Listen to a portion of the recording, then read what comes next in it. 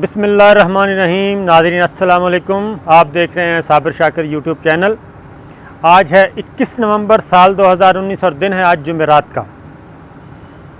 आज वफाकी दारुल हुकूमत इस्लामाबाद में 2-3 अहम इवेंट हुए हैं। एक तो वज़ीर आज़म इमरान ख़ान ने सबसे मुश्किल और अहम तरीन फ़ैसला जो करना था वो आज कर लिया और आज उसको बाकायदा तौर पे पब्लिक भी कर दिया गया।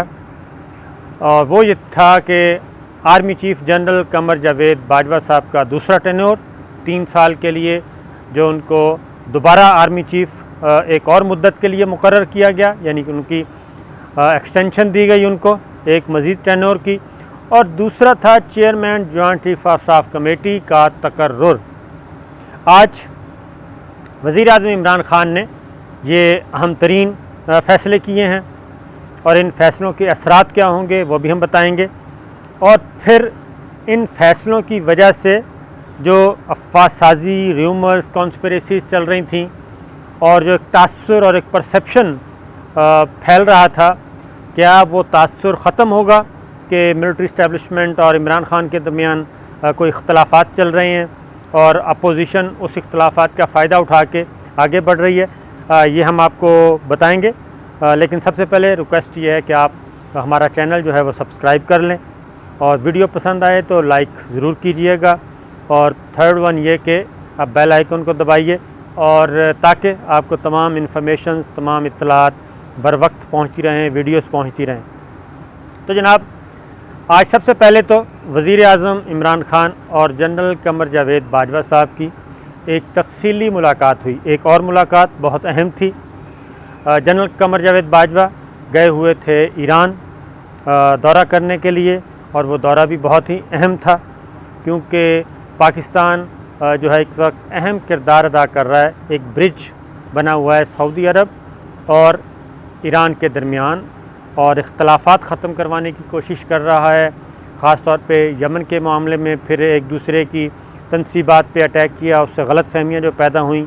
दोनों मुल्क जंग के बिल्कुल दहाने पे थे, लेकिन पाकिस्तान की इंटरवीन और पाकिस्तान की तरफ से अहम मालूमात के तबादले के बाद ये जंग रुक गई थी और जिसके बाद एक बैकडोर चैनल पे दोनों मुल्कों के दरमियान एक सफारतकारी चल रही है वाया पाकिस्तान। ये बड़ा ही इम्पोर्टेंट विज़िट था।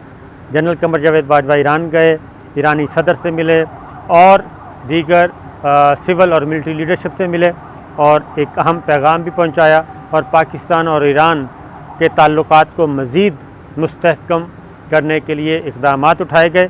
अब अगला विज़िट जो इत्तलात हैं वो सऊदी अरब का होगा। उस विज़िट के बारे में एक तो वज़ीर आज़म ने आज इमरान ख़ान को एतमाद में लिया और ये बता दूं कि जाने से पहले भी वज़ीर आज़म से army chief general Qamar Javed Bajwa मुलाकात करके गए थे, ख़ास तौर पे ईरान के दौरे के बारे में। तो वो आज इमरान ख़ान को आगाह किया गया वज़ीर आज़म को। और दूसरा जो अहम तरीन फ़ैसला था वो ये था कि chairman joint chief of staff committee का तकर्रुर करना था। 3 नाम थे, तीनों में से एक नाम को हतमी शक्ल देनी थी। एक थे लेफ्टिनेंट जनरल सरफराज सत्तार साहब थे, दूसरे थे नदीम रज़ा, लेफ्टिनेंट जनरल नदीम रज़ा, और तीसरे थे लेफ्टिनेंट जनरल हमायूं अज़ीज़, कोर कमांडर कराची। और नदीम रज़ा थे chief of general staff GHQ में, आर्मी चीफ़ के बिल्कुल पहलू में, और बहुत इम्पॉर्टेंट पोस्ट होती है आर्मी में। और सरफराज सत्तार साहब, आपको पता है कि वो जो हमारे ख़ास तरह के हैं अहम तरीन तनसीबात, एटमी असासे और उन सारी चीज़ों को वो देखते हैं। तो फ़ैसला करना था एक के हक़ में, तो लिहाजा जनरल कमर जावेद बाजवा और वज़ीर आज़म इमरान ख़ान की दरमियान जो मुलाकात हुई, उस मुलाकात में मुत्तफ़िक़ा तौर पे फ़ैसला किया गया है और वो फ़ैसला हक़ में आया जनरल नदीम रज़ा। उनको प्रमोशन दे दी गई, 4 स्टार बना दिया गया और अब वो 27 नवंबर को आइंदा हफ्ते वो अपनी ज़िम्मेदारियाँ संभालेंगे और जनरल ज़ुबैर की जगह पे उनको तैनात किया गया। जनरल ज़ुबैर अपना टेन्योर पूरा करके रिटायर हो जाएंगे। तो एक तो ये दोनों वज़ीर आज़म और आर्मी चीफ़ ने मिल के मुशावरत से ये मुत्तफ़िक़ा फ़ैसला किया। और दूसरा था army chief general Qamar Javed Bajwa साहब की अपनी जो सेकंड टेन्योर है, क्योंकि 19 अगस्त को ये अनाउंस किया गया था और नोटिफिकेशन का प्रोसेस बाद में कंप्लीट होना था। तो आज वज़ीर आज़म ऑफ़िस की तरफ से पहली बार इस बारे में बताया गया कि जनरल कमर जावेद बाजवा को की टेन्योर, एक और टेन्योर के लिए उनको आर्मी चीफ मुकर्रर कर दिया गया है और इसका नोटिफिकेशन पहले से जारी हो चुका है।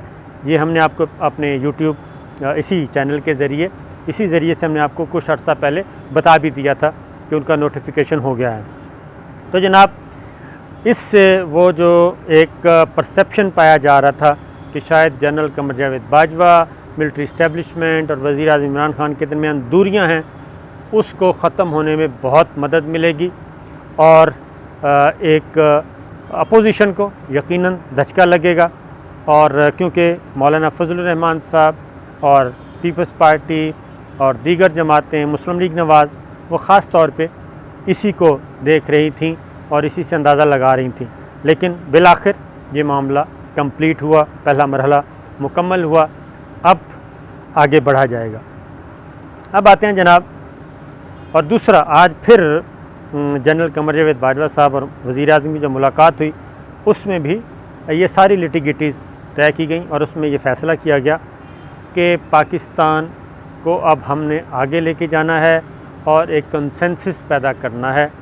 पॉलिटिकल कंसेंसस भी एहतसाब होता रहेगा, ये सारी चीज़ें चलती रहेंगी, लेकिन एक पॉलिटिकल पार्लियामेंट की हद तक भी और अदरवाइज़ ही ज़्यादा से ज़्यादा कोशिश करनी है कि सियासी इत्तफ़ाक़ राय हो, तमाम तर इख्तलाफ़ात के बावजूद मिनिमम एजेंडा एक किया जाए। तो ये भी चीज़ आज डिस्कस हुई है।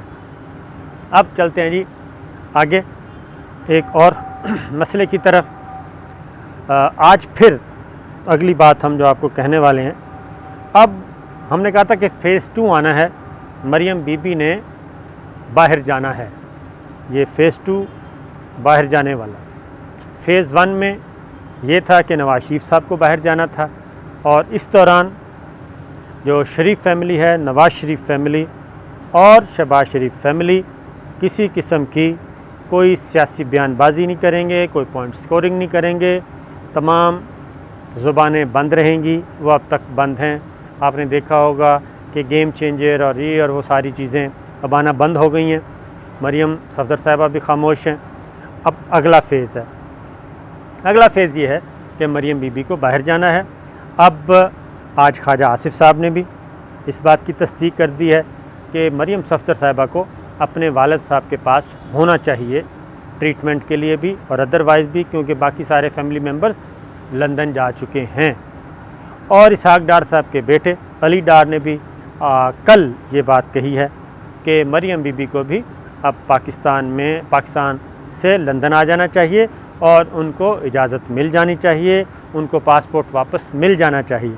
तो जनाब, ये उस तरफ चीज़ें बढ़ रही हैं और ये एक political package, political settlement, political deal, इसको जो भी आप नाम दें, मामलात तय किए गए, ये आहिस्ता आहिस्ता उस तरफ बढ़ रहे हैं। शहबाज शरीफ साहब का जो इस्तीफ़ा था पब्लिक अकाउंट्स कमेटी की चेयरमैनशिप से, वो भी इसका एक हिस्सा था। अब एक आगे बात को बढ़ाते हैं। पाकिस्तान तहरीक इंसाफ के बारे में भी एक ख़बर है जो कि इतनी अच्छी नहीं है और पाकिस्तान तहरीक इंसाफ को सोचना चाहिए। लेकिन एक और बात चल रही है कि पाकिस्तान मुस्लिम लीग नवाज़, पाकिस्तान तहरीक इंसाफ, MQM, पाकिस्तान मुस्लिम लीग काफ, GDA, ये सब इत्तेहादी और कुछ आज़ाद अरकान, ये बात ही चल रही है इनके दरमियान कि जनाब हम अपने पॉलिटिकल सिस्टम को भी थोड़ा सा ओवरऑलिंग करें, इसको भी उसमें जो नकाइस हैं, खामियां हैं, वो दूर करें। और क्यों ना, एक डिबेट चल रही है, क्यों ना हम इसको सदारती निज़ाम की तरफ लेकर जाएं, इस पे चल रही है। क्योंकि जो पाकिस्तान का इस वक्त पॉलिटिकल सिस्टम है वो है पार्लिमानी, और एक डिबेट है कि पार्लिमानी के बजाय सदारती निज़ाम हो और ख़र्चा भी कम हो। ये 4 सूबाई असम्बलियाँ, कौमी असम्बली, सेनेट, ये जो पैरेलल चल रहा है, गवर्नर हाउस भी हैं, वज़ीर आला भी हैं, उसके बजाय सदारती निज़ाम लाया जाए, जैसे कि अमेरिका में है, जैसा कि फ़्रांस में है और दीगर ममालिक में ये कामयाब तरीके से, जैसा कि तुर्की में है, रशिया में है। इनमें से कोई एक मॉडल लिया जाए और सदर को इख्तियारात दिए जाएँ। प्रेसिडेंट आए अपनी टीम के साथ और मुख्तसर सी टीम रखे और उसको टेक्नोक्रेट लेना चाहता है, पॉलिटिशियन लेना चाहता है, ब्यूरोक्रेट्स लेना चाहता है, एक अच्छी सी टीम बनाए, अपनी काबीना बनाए और वो गवर्न करे, गवर्नेंस, अच्छी गवर्नेंस लेके आए। अखराजात भी कम और ये जो ब्लैकमेलिंग होती है मुख्तलिफ़ धड़ों की पार्लियामेंट में, छोटी जमातें, बड़ी जमातें, इसको वजारत, उसको वजारत, ये सारी ख़त्म हो। इस पे बाकायदा तौर पे बहस जारी है। मुस्लिम लीग नवाज़ को भी ये सिस्टम सूट करता है क्योंकि मुस्लिम लीग नवाज़ अभी तक उसकी तरफ से ऐसी कोई बात नहीं आई कि वो शायद इसकी नफ़ी करेगी, लेकिन हमारी इत्तलात के मुताबिक ये बातचीत चल रही है। पीपल्स पार्टी को अलबत्ता इसके बारे में तहफ़्फ़ुज़ात हैं, वो कर भी चुकी है। 18th अमेंडमेंट की वापसी के बारे में जो ख़बरें आती हैं उसके बारे में भी वो वक्तन फ़वक्तन करती रहती है। लेकिन एक बात बता दूं कि 2/3 मेजॉरिटी चाहिए।